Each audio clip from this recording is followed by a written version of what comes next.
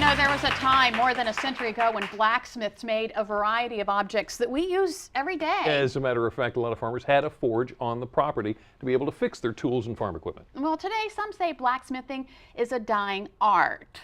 But you can find a group of blacksmiths in Worcester County who are working toward enlightening a new generation. The Furnace-Town Blacksmiths Guild is this week's DMV Treasure.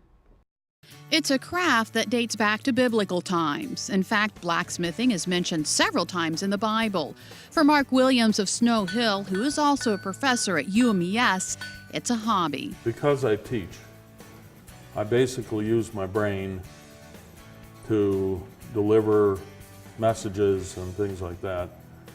I want to be able to use and develop both sides of my personage, I guess. I want to use my brain, but I also need to use my brawn. And so that doesn't mean that while doing blacksmithing I don't think about it. I do, but it's a great stress reliever. And of course it all starts with building a fire. What I'm putting on here now is coke that's left over from other fires, and the smoke that comes up is a combination of coal tar, coal gas, and some sulfur. And while we waited for the fire to heat up, Mark explained how he got involved in blacksmithing. I gotta tell people it's my wife's fault. Her great-grandfather was the blacksmith in Shirley, West Virginia, and we inherited a box of his hand tools. And I don't like seeing tools rust around that I don't know what they are, or at least how to use them.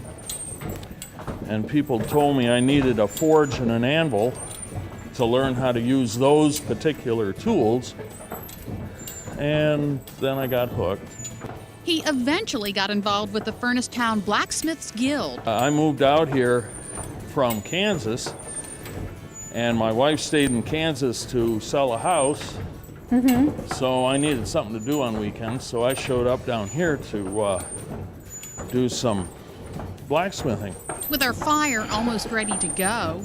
If you stand here and you look right about there, you'll see a reddish glow. That's the coal burning, and it's the coal that's going to heat up the heat up the steel so we can work it. It was time to heat things up. At one point in time, up to say 1900, World War I time frame, most of the material that the blacksmith used was wrought iron, and wrought iron is almost 100% iron with a little bit of what they call slag, which is similar to what the furnace produces, in it in long streamers.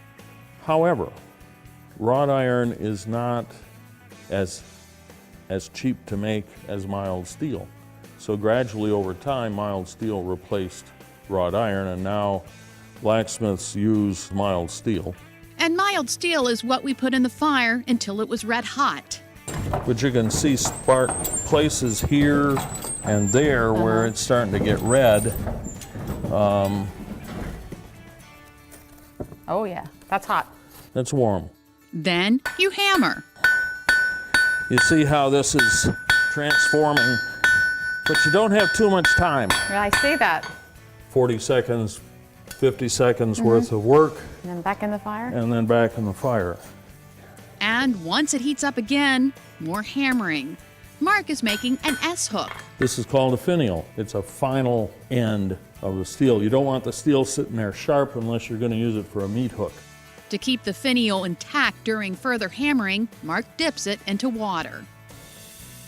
The reason for the water is if I hit it with this hammer, when it's hot, it'll smash it all to pieces. If I cool it off in the water, then it's hard. Harder than the rest of it that's red. And once the steel cools again, back into the fire it goes. This process continues, and for the final touch on our S-hook, a twist. Mark cleans it off and puts his stamp on it. Then it was my turn. That's hot. You're right.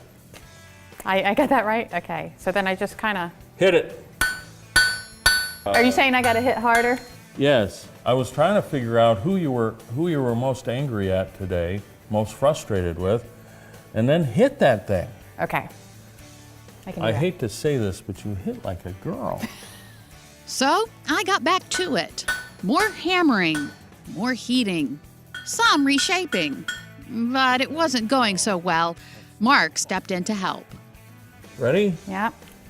Taking the time and having the patience to teach me and others who are interested in this ancient art is why Mark Williams and the Furnacetown Blacksmiths Guild is a Delmarva treasure. And here it is. Oh, wow. I don't know if you can see it, but You yeah, did. he makes it look so easy. It's not as easy as it Yeah. looks, but you know, you got to start somewhere, right? Okay, so I got to ask, who were you thinking of when you started pounding on You it? don't want to know the no. Okay, no, I didn't I'm ask not that mad at question. anybody, but you know what? You have an opportunity to learn the art this weekend. The Furnacetown Blacksmiths Guild is holding an educational event. It's this Saturday, March 29th at Furnacetown. It runs from 8:30 a.m. to 4:30 p.m. The cost, $25. That includes materials, instruction, donuts, and coffee and lunch.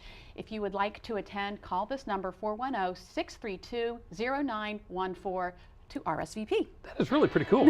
That is very cool. It was a lot of fun. Well, all that hammering just might give you a hankering for some food, so we are going to take care of that for you. Up next on Delmarva Life, we're headed to the kitchen to make a fiery apple chutney paired with some sweet French donuts. Oh yeah, we'll be right back.